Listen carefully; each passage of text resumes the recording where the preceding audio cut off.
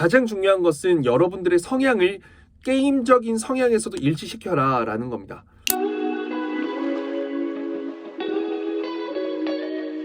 자, 일단은 지금부턴 구역량 전략 게임에 대해서 좀 설명해 보려고 합니다. 화면에 보시면 감정 맞히기, 공탑 쌓기, 공무게 맞히기, 색단어 일치 판단, 도형 위치 기억하기, 카드 뒤집기, 날씨 맞추기, 글자 숫자 분류하기 이렇게 되어 있거든요.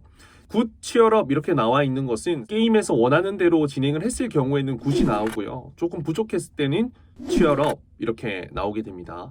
그런데 이제 실제 그 개발자들이 이야기하기로는 치얼업이 되었다고 해서 탈락을 하는 것은 아니다라고 하니까요. 너무 걱정하실 필요가 없습니다. 기본적으로 이 전략 게임이라는 것은 잘하는 것이 중요하기도 하지만 본인이 인성 검사에서 했던 그 성향과 일치하는 것이 훨씬 더 중요하다라는 것을 절대 잊으시지 마시길 당부드리겠습니다.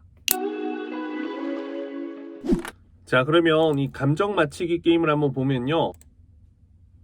이 사람의 감정을 표현하는 거예요. 여기에서 중요한 부분들 좀 말씀을 드릴게요. 해당 게임 같은 경우에는 영업이나 서비스 직무와 같이 사람을 끊임없이 대면하는 직무에서는 반드시 높은 점수를 취득해야 하는 그런 게임입니다.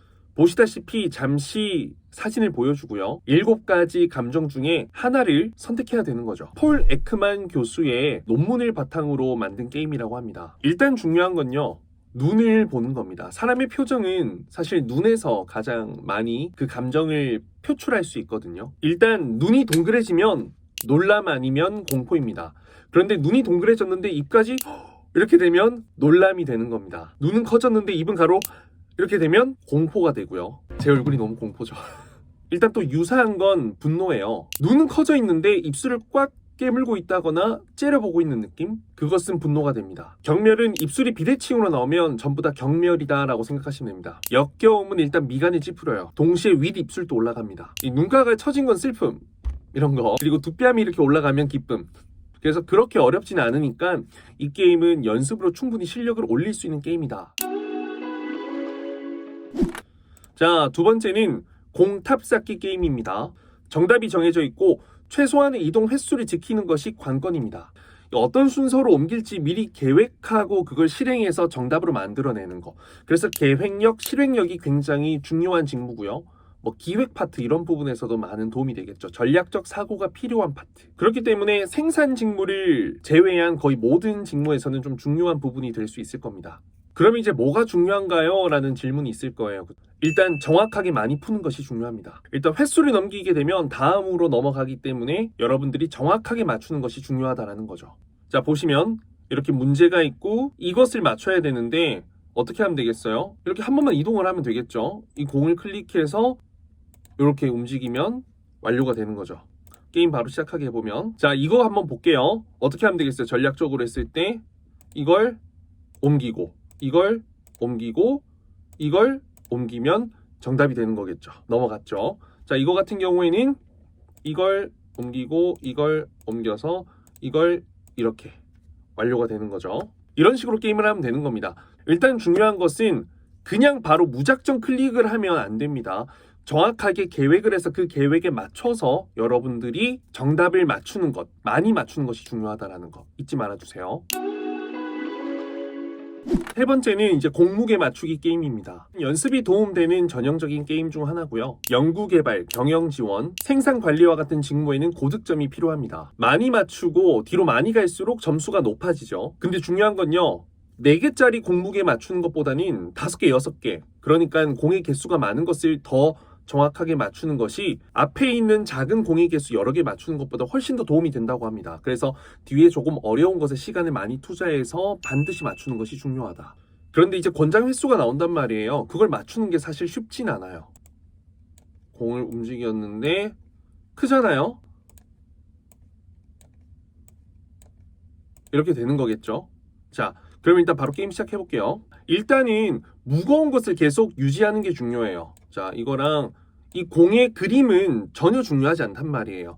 공의 그림이 실제 무게와 대변되는 것은 아니거든요. 이게 무겁다 했으니까 일단은 다른 거를 바꿔보는 거죠. 그럼 이게 상당히 무겁다는 게 느껴지죠? 그럼 이게 제일 무겁네요. 그쵸? 오케이.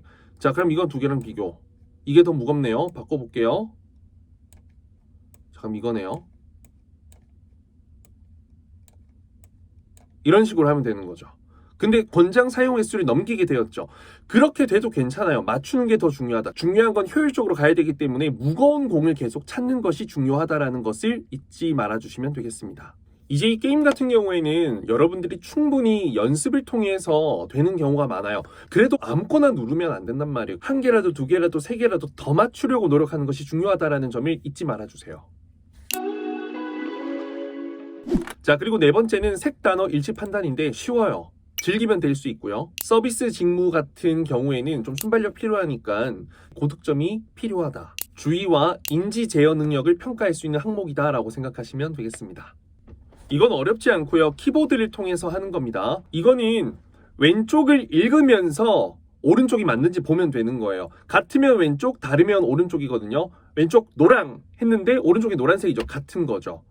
빨강 했는데 파란색이면 다른 거고요. 파랑 했는데 오른쪽엔 초록색이니까 다른 거고요. 초록 했는데 오른쪽에 초록 색깔이 맞죠? 같은 거고요. 그래서 왼쪽에 있는 것을 색깔을 말하면서 오른쪽이 맞는지 아닌지를 확인하시면 되는 게임이기 때문에 굉장히 쉽고 또 어떻게 보면 빠르고 정확하게 하는 것이 중요한 게임이다라고 생각하시면 되겠습니다. 자, 다섯 번째는 가장 어려운 게임입니다. 도형 위치 기억하기 게임이고요. 이 게임은 쉬울 수가 없어요. 근데 한 가지 제가 좀 말씀드릴 수 있는 게 다마자라는 어플리케이션이 있어요. 거기 보면 엠백 게임을 연습할 수 있거든요. 그러면 그곳에서 거의 흡사하게 연습을 하실 수 있거든요. 마일 게임이고요. 기억력이 중요한 게임이고 IQ가 높은 사람도 실제로 어려워한다고 합니다. 엔지니어, 연구 개발 직무에서는 고득점이 필요한 게임이고요. 팁을 그래도 드린다면 좀 선을 그리면서 사진을 찍어두듯 와닿지 않을 수도 있는데요. 그 그림이 나올 때마다 찰칵, 찰칵, 찰칵 이렇게 내 머릿속 뇌리에 사진을 찍어버리는 거예요. 그런 느낌으로 맞추는 것이 가장 좋고요. 그리고 하다 보면 분명히 흐름이 끊겨요. 그러면 앞에 거는 포기하고 지금 집중을 하는 것부터 다시 자, 그럼 예를 들어서 지금부터 집중을 했어. 그러면 오케이, 여기, 여기, 여기. 그럼 이거 세 개는 기억할 수 있잖아요. 그럼 이 세 번째부터는 두 번째 전, 첫 번째 전 하면서 두 개씩, 한 개씩, 세 개씩 조금이라도 더 맞추려고 노력하는 거죠. 그리고 이건 이제 개인적으로 제가 많이 해보면서 알게 된 사실인데 다름보다는 같다가 훨씬 더 많습니다. 그렇기 때문에 여러분들이 날리는 구간들 있죠. 그때는 같다로 찍어주면 그래도 한 개라도 더 맞출 수 있다는 거. AI 역량검사 준비할 시간이 별로 남지 않았다면 이건 그리 큰 비중을 두지 않고 제가 말씀드린 대로 게임 몇 번 연습해서 몇 개라도 더 맞추려고 하시는 게 최선이 될 것 같습니다. 자, 그리고 원래는 방향 바꾸기 게임이라는 것이 있습니다. 순발력을 요구하는 거고요. 멀티태스킹이 필요한 그 직무에서는 조금 고득점이 필요한 게임이다라고 생각하시면 되겠습니다. 경영 지원, 서비스, 영업, 마케팅 직무에 필요하고요. 정확하게 해당 부분을 클릭하는 것이 중요하기 때문에 즐기시면 되는데 이 마우스 감도 같은 경우에는 여러분들이 맞게끔 맞추시면 좋을 것 같습니다. 자, 그리고 카드 뒤집기 있죠. 보면 히든이라고 되어 있습니다. 히든.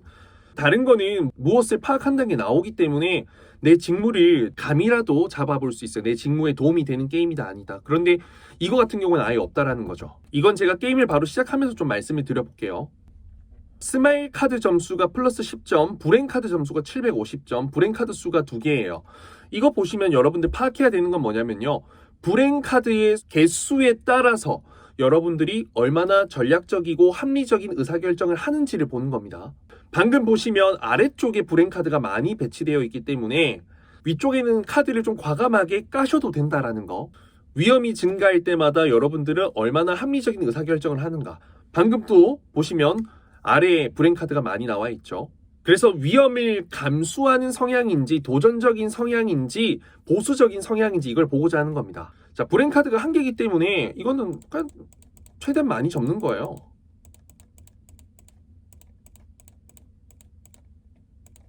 뭐 이 정도 접는 거죠. 밑에 있죠. 불행 카드는 보통 밑에 있는 경우가 많다. 여기서 팁을 좀 드리자면요. 불행 카드 개수가 많다. 불행 카드 개수가 4개, 5개, 6개 이렇게 되면 그때는 카드 뒤집는 개수를 최소화해라. 그리고 브랜카드가 하나일 경우에는요, 대부분 아래에 깔려 있어요. 두 개도 마찬가지고. 그래서 15, 16개 정도 까는 게 필요하다 생각하고, 4개, 5개 이렇게 높아질 때는 그래도 한 5개 내외 정도로 까는 게 좋지 않을까 싶습니다. 내가 조금 더 도전적인 성향이다라는 것을 강조한다면 한두 세 개 까는 것보다는 브랜카드가 많을 때 8, 9, 10개까지 까도 되고, 실제 점수가 깎여도 괜찮습니다. 여러분들 치얼업이 나온다고 해서 탈락하고 저 점수를 잘못 받아서 AI 역량 검사를 망치는 것이 아니다라는 것을 좀 말씀드리고 싶어요. 폭탄 터져도 상관없다라는 거. 그리고 위험을 굉장히 좀 보수적으로 조심스러운 성향이면 아예 브랜카드가 좀 많을 때는 뒤집지 않고 넘겨도 됩니다. 결국에는 여러분들의 그 성향을 본다라는 거죠. 이런 부분을 알고 접근했을 때 최선을 다해서 게임을 봤다라고 할 수 있는 겁니다. 자, 그리고 현재 여기는 나오지 않는데 입길이 맞추기라는 게임도 원래 있죠. 정답을 맞추게 되었을 땐 포인트를 주게 되는 겁니다. 근데 그 포인트가 사실은요, 굉장히 랜덤하게 주어지거든요. 실제로는 짧지 않은데 점수를 줄 수도 있다라는 겁니다. 점수가 주어졌을 때 얼마나 그 보상에 따라서 민감하게 작용하는지, 내가 보상이 주어졌기 때문에 이게 맞다라고 했을 때는 맞는 방향으로 가게 된다면 보상에 민감한 사람, 그렇지 않고 끝까지 내 주관대로 가는 사람은 보상보다는 나의 주관성이 더 뚜렷한 사람, 이런 성향을 어필할 수 있게 되는 게임이고, 그것을 확인하는 게임이다라고 생각하시면 되겠습니다. 그리고 이제 날씨 맞추기 게임입니다. 굉장히 어렵고 고난도 게임이고요. 실제 이제 신역량 검사에서는 해당 날씨 맞추기 게임은 아니지만 또 다른 이름으로 거의 비슷한 게임이 있습니다. 추론력을 필요로 하고요. 경영 지원, 엔지니어, 영업, 마케팅 직무에서는 좀 고득점을 받았을 때 유리할 수 있는 게임입니다. 또한 의사 결정력을 측정할 수 있고요. 주어진 정보를 바탕으로 얼마나 잘 추리하는지, 그것이 중요한 것입니다. 자, 여기에서 중요한 것은요, 여러분들이 가설을 설정하고 그 가설을 검증하는 것이 중요합니다. 실제로 이제 꽤 오랜 시간 동안 카드가 계속해서 나오게 되고 추론을 하게 되는 거죠. 게임 시간은 한 9분 정도 진행이 될 텐데 3분 동안은 가설을 세우는 시간, 그리고 나머지 6분 동안은 그 가설을 검증하고 확인하고 확신하는 시간이라고 배정을 하시면서 점점 더 이 정답률의 확률을 높이시면 되겠습니다. 보시면 온도, 습도, 풍향, 기압, 이 4가지 카드가 있는데 어떤 카드가 나왔을 땐 반드시 맑고 어떤 카드가 2개 만났을 때는 반드시 맑거나 흐리고, 이런 가설을 세우는 거죠. 그런데 이 가설은 내 임의이기 때문에 사실 틀릴 수 있잖아요. 틀리면 다시 그걸 바꿔가는 겁니다. 그래서 계속해서 가설을 바꾸고 검증하고 확인하고 확신하고 이런 순서대로 간다라고 생각하시면 되고요. 실제로 카드는 일정 주기별로 똑같은 카드가 나옵니다. 그래서 가설했던 것을 검증하고 확인하고 확신하는 그 과정의 곡선을 상승으로 보여준다면 충분히 최선을 다해서 이 평가를 임하신 게 되는 겁니다. 굉장히 어렵고요. 제 설명만으로는 좀 부족할 수 있습니다. 그래서 여러분들이 직접 한번 해보는 게 굉장히 중요하다라는 거. 여기서 중요한 것은 아무거나 누르면 안 된다라는 겁니다. 적어도 여러분들 전략적 사고를 갖고 내 생각의 기조에서 선택을 하셔야지 하나라도 더 맞출 수 있습니다. 가설, 검증, 확인, 확신이 정말 중요하고, 이건 저만의 논리긴 한데 여러분들이 그걸 잘 따라주시면 분명히 좋은 결과 있을 겁니다.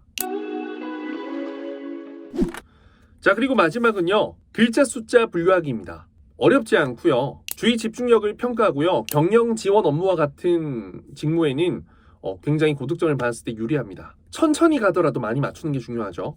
자, 보시면 홀수잖아요. 근데 지금 짝수가 나와 있죠. 그럼 틀린 거예요. 홀수인데 홀수 맞음. 여기는 자음인데 자음이면 맞음. 홀수인데 짝수니까 틀림. 이런 식으로 진행하는 건데, 빠르게 하는 것도 중요하지만 정확하게 하는 것이 더 중요하다라는 거죠. 직무마다 그 인성검사와 이 게임의 그 가중치들이 다 다르게 설정되어 있습니다. 회사마다 다르게 설정할 수 있고, 또 회사 안에 직무마다 다르게 설정할 수 있습니다. 일괄적으로 설명하기 어려운 부분들이 있지만 설명해드린 내용을 기조해서 전략적으로 게임을 준비하면 분명히 합격하는데 도움이 될 겁니다. 가장 중요한 것은 여러분들의 성향을 게임적인 성향에서도 일치시켜라 라는 겁니다. 스타크래프트로 친다면 난 굉장히 급한 성격이면 초반 러시를 하게 될 거고요. 난 정말 좀 진중하고 보수적인 성격이면 방어적인 기제를 좀 많이 깔고 가면서 나중에 최대한 병력을 모아서 덮치게 되겠죠. 전략적인 사람이라면 어떤 스킬을 써서 옆구리를 찔러 치던지 아니면은 적군의 기지 근처에 다른 기지를 세워가지고 빠르게 이렇게 뭐 전략적으로 간다든지 여러 가지 방법이 있듯이 말이죠.